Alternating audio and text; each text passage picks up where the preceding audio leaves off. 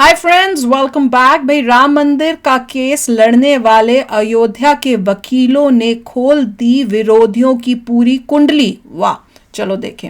Video शुरू करते हैं। वीडियो शुरू करने से पहले अगर आप चैनल पर नए हो और आपने अभी तक सब्सक्राइब नहीं किया तो जल्दी से पहले सब्सक्राइब के बटन और बेल आइकन को क्लिक कर लो ताकि आपको हमारे सारी न्यू वीडियोस के नोटिफिकेशन मिल जाएं जैसे हम अपलोड करें। अगर आपको वीडियो पसंद आता है प्लीज लाइक एंड शेयर। जल्दी शुरू करते हैं। अयोध्या में हूँ और आपको मालूम है कि अयोध्या में अब एक नई अयोध्या जो है वो बनती हुई नज़र आ रही है हम लोगों को। सोशल मीडिया पे, डिजिटल मीडिया पे, आप ये कहिए टीवी चैनल्स पर हम लगातार जो है वो अयोध्या की बदलती तस्वीर देख रहे हैं। लेकिन फ़िलहाल जो मेरी मौजूदगी है वो अयोध्या के सिविल कोर्ट में, डिस्ट्रिक्ट कोर्ट में है। और यहाँ पर मैंने सोचा कि थोड़ा वकीलों से आके बातचीत करते हैं कि इतना डिस्प्यूटेड मतलब ये पूरा जो है वो क्षेत्र रहा, इस वजह से यहाँ का विकास भी नहीं हो पाया।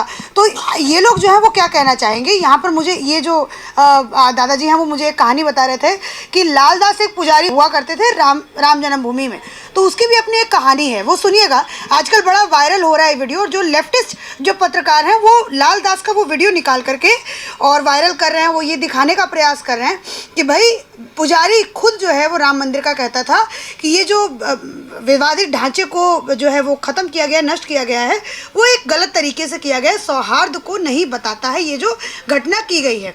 तो पूरी कहानी क्या है मैं आपको यहाँ के वकीलों से बात करके बताती हूँ। और यहाँ पर बहुत सारे एक्सपीरियंस्ड वकील हैं जो उस समय कार सेवा भी गए थे करने। ये जैसे कि आप गए थे कार सेवा करने, आप भी गए थे। आप लोग बस गई थी, वकालत खाने से पूरी 3 बसें गई थी, उसमें सारे वकील भर करके गए थे। और हम लोगों ने वहाँ करके स्वयं जो है कार सेवा की थी और उस चबूतरे का निर्माण जो है कराया गया था और ताला खोला गया था। उस समय भी हम लोग साथ गए थे, हम लोगों के सामने ताला खोला गया है, उसके हम लोग साक्षी रहे हैं। और जिस समय भगवान राम उसमें शिक्षक के भीतर थे उस समय भी हम लोग वहाँ जाते थे और बहुत पीसफुल वातावरण वहाँ का रहता था। साकेत में जब पढ़ते थे तो वहाँ पर जा करके हम लोग बैठ करके लंच में जो है लंच वही खाना खाते थे। वहाँ जन्मभूमि के पास जो चबूतरा बना हुआ था बहुत पीसफुल, बहुत शांत स्थान था उस समय, राम चबूतरा। वहाँ पर जब भगवान शिक्षक के भीतर थे और उसके बाद जब ताला खोला गया तो उसके बाद फिर वहाँ फिर कार सेवा हुई। कार सेवा के दौरान भी हम लोगों ने वहाँ कार सेवा किया। मतलब वकील जो है वो खुद गाड़ियों में भर भर के जो है बस बता रहे कि 3 बस भर के इसी डिस्ट्रिक्ट कोर्ट से 3 बस, डिस्ट्रिक्ट कोर्ट से 3 बसें गई थी।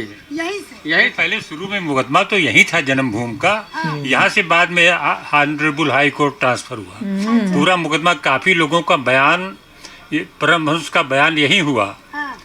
हाजी इनकी डेथ हो गई, हाजी इकबाल अंसारी के पिता, उनका भी बयान यही हुआ था।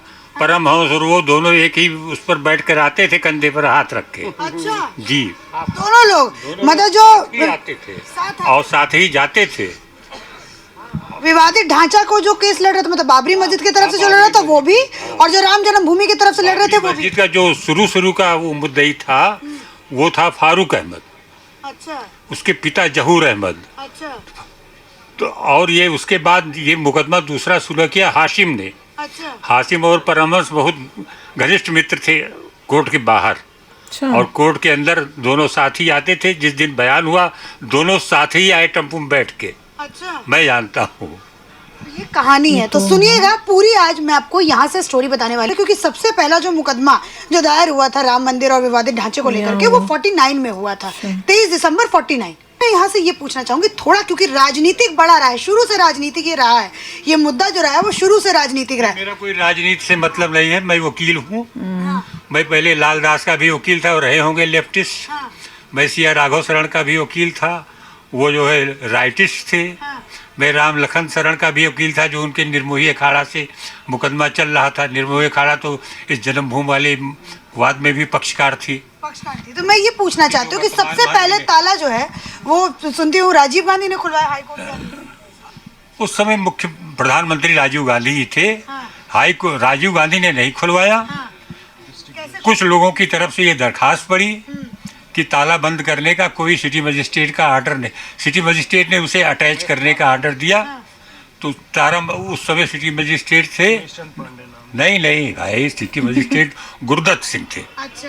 उनकी यहाँ कोठी बस स्टेशन के पास बनी है, उनके लड़के शक्ति सिंह हैं अभी। अच्छा। ताला उस समय वो सिटी मजिस्ट्रेट की थे यहाँ के। 145 में अटैचमेंट का आर्डर कर दिया उन्होंने।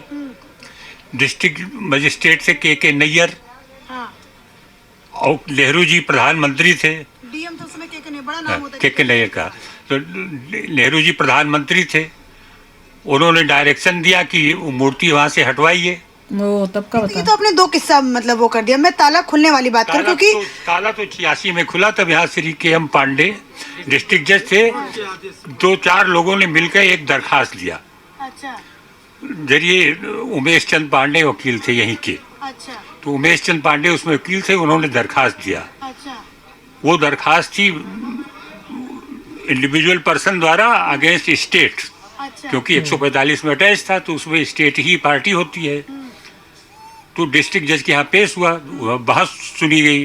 डिस्ट्रिक्ट जज ने उस समय जो एसएसपी थे, एक सरदार करमवीर सिंह अच्छा और जो सिटी मजिस्ट्रेट थे, उनसे कहा कि अगर यहाँ कोई आर्डर हो जाए तो आप लॉ एंड आर्डर संभाल सकते हैं कि नहीं संभाल सकते।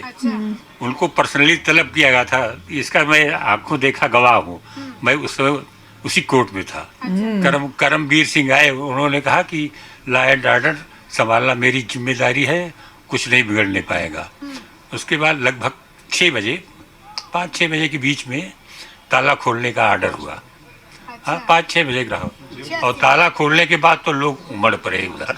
मतलब पहली बार जब ताला खुला रामलला का तो इतने 1 फरवरी सन 86 को ताला खुला। जी। तो उसके बाद लोग जो है वो पूरी तरीके से अरे स्थानीय अधिवक्ता थे श्री उमेश चंद पांडे, उन्होंने पिटीशन फाइल किया था डिस्ट्रिक्ट जज के यहाँ। इस समय वो माननीय उच्च न्यायालय इलाहाबाद लखनऊ बेंच जो है वहाँ पर वकालत करते हैं, और इसी शेड नंबर 23 में वो बैठते थे। आज भी उनका नाम यहाँ पर अंकित है। वो वहाँ उन्होंने पिटीशन फाइल किया था। उस पर डिस्ट्रिक्ट जज फैजाबाद जो उस समय श्री कृष्ण मोहन पांडे थे, उन्होंने ताला खोलने का आदेश किया था, और तब ताला खोले जाने का आदेश पारित किया गया। कोई पार्टी वार्टी बात कोई नहीं, पार्टी वार्टी की कोई बात नहीं है। अच्छा बिलोंग नहीं करते थे, वो केवल एडवोकेट थे। बीइंग ए एडवोकेट उन्होंने यही कहा था कि मैं रामलला का चूंकि भक्त हूँ, मेरे आराध्य भगवान राम हैं, उनका दर्शन पूजन करने से मुझे नहीं रोका जाना चाहिए। ऐसा कोई ऑर्डर कहीं पर पहले से नहीं था कि ताला लगाकर उसको प्रोहिबिट किया जाए कि कोई पब्लिक पर्सन वहां पर दर्शन न कर सके। उसी के बाद डिस्ट्रिक्ट जज ने लीगल पॉइंट को पाते हुए ऑर्डर पास किया, और तभी से वो ताला खोल दिया गया। अच्छा, तो मतलब ये जो कांग्रेस कहती है कि क्योंकि अब मैं देखती हूँ कि बहुत ज़्यादा, क्योंकि अपने आप को साबित करना होता है ना कि हम भी तुमसे बड़े राम भक्त हैं, तो यहाँ पर बहुत ज़्यादा हिंदू कंपटीशन वाला जो है इस समय राजनीति खेली जा रही है। तो जैसे कांग्रेस है वो बार बार कहती है कि भाई ताला तो राजीव गांधी ने खुलवाया था, तो खेल सबसे बड़े वहाँ पर हीरो कौन थे ताला खुलवाने? ये बात बिल्कुल गलत है। किसी पार्टी ने कह करके ताला नहीं खुलवाया था। कोई भी पक्ष, चाहे वो कांग्रेस रही हो या तत्कालीन जो भी पार्टियां थी, किसी के कहने से नहीं, वो एक लीगल रेमेडी के तहत जो है वो ऑर्डर हुआ था। अब जिसकी सरकार रहती है उस पक्ष का नाम होता है, उसकी राजनीति चमक जाती है, वो चाहे जो भी पार्टी हो। कहते हैं कि मोदी जी क्यों श्रेय ले रहे हैं, फैसला तो सुप्रीम कोर्ट ने किया, तो उसी तरह से कांग्रेस पार्टी कैसे श्रेय ले रही है? फैसला तो डिस्ट्रिक्ट जज फैजाबाद ने किया। सबसे आप लोग जैसे वकील हैं, मैं आप लोगों से समझना चाहती हूँ कि सबसे ज्यादा जो कठिन, मतलब जो सबसे बड़ा आड़ा बन रहा था राम मंदिर बनने में, वो सबसे बड़ा आड़ा क्या आ रहा था? मतलब बार बार चूंकि जो मुकदमा पेंडिंग था, वो मुकदमे की सुनवाई डिस्ट्रिक्ट कोर्ट में पहले हुई, फिर हाई कोर्ट के ऑर्डर से वो ट्रांसफर होकर के यहाँ से मुकदमा गया लखनऊ बेंच में। जब वहाँ पहुँचा, हाई कोर्ट का ऑर्डर पास हुआ, फिर हाई कोर्ट का ऑर्डर पास होने के बाद सुप्रीम कोर्ट गया। चूंकि डिस्ट्रिक्ट कोर्ट में सारी एविडेंसेस ली जाती हैं, एविडेंस जो ली जाती हैं, सारे डॉक्यूमेंट्स दाखिल होते हैं, तो डिस्ट्रिक्ट कोर्ट में टाइम लगता है। और चूंकि ये मैटर एक रिलीजियस मैटर था, जिसको लेकर के दोनों पक्षों ने अपने अपने सबूत पेश किए, अपने अपने तरफ से तर्क पेश किए गए, तो टाइम ज़्यादा डिस्ट्रिक्ट कोर्ट लेवल पर लगा। उसके बाद जब हाई कोर्ट में ऑर्डर हुआ, फिर सुप्रीम कोर्ट गया, डे टू डे सुनवाई हुई, तो डे टू डे सुनवाई होने के बाद ये एक लीगल ऑर्डर पास हुआ, जिसको सभी पक्षों ने माना, जो आपके सामने है। अच्छा, मैं एक और चीज़ आप लोगों से पूछना चाहती हूँ, क्योंकि मेरे जो व्यूवर्स होंगे वो ये मतलब, क्योंकि बहुत सारे जो लोग हैं वो कहते हैं कि भाजपा को श्रेय देते हैं मंदिर बनने का, है ना? तो क्या आप लोग भी मतलब श्रेय देते हैं भाजपा को? श्रेय निश्चित रूप से श्रेय जो भगवान का भक्त है, राम भक्त है, वो चाहे भाजपा हो कोई हो। हाँ, भाजपा ने न्याय पाने की प्रक्रिया को सुलभ कराने का प्रयास किया। कांग्रेस ने सुप्रीम कोर्ट में जितना हो सके उतना हार्डिल पैदा करने का प्रयास किया। देखा जैसे कपिल सिब्बल ने लिख के दिया कि ये सुनवाई इसकी टाल दी जाए 1.5-2 साल के लिए, इलेक्शन हो जाए तो टाला जाए।